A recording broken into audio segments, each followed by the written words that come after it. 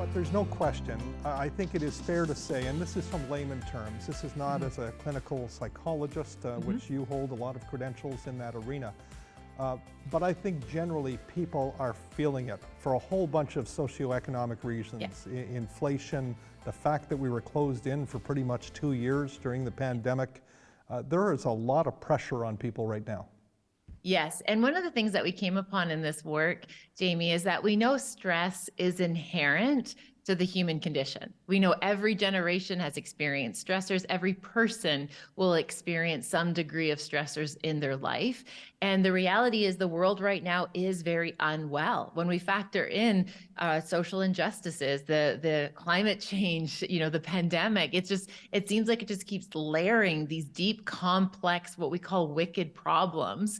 And the idea is that as we want to be change agents and show up and do the good work, we have to make sure that we're okay in the process so that we're able to do that and not get so overwhelmed that we're not able to address what's happening in our communities.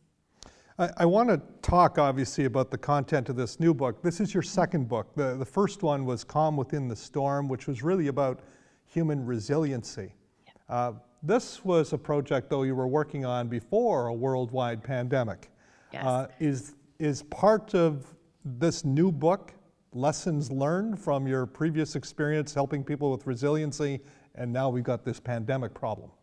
Right. So, Jamie, the way I kind of frame it is the first book, Calm Within the Storm, was all about, as you said, personal resiliency and how we navigate and show up after we've gone through big, heavy, complex seasons of our lives, whether it be loss or grief or trauma, whatever it is. It was really this kind of picture about how do people show up afterwards.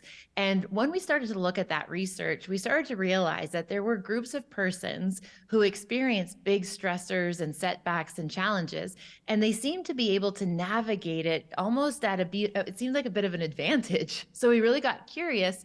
And then we realized that they had these really honed in wellness practices that not only kind of set them up for success on the everyday, when things got really complicated and heavy, it actually offered this like hedge of protection. And so that's what we look about, whereas resiliency is kind of reactive. It's how do we bounce back from something we've gone through? And Stress Wisely is really about proactively, how do we build routines and habits and rituals so that way when those big stressors are in front of us, we can actually show up in a healthy, strong way.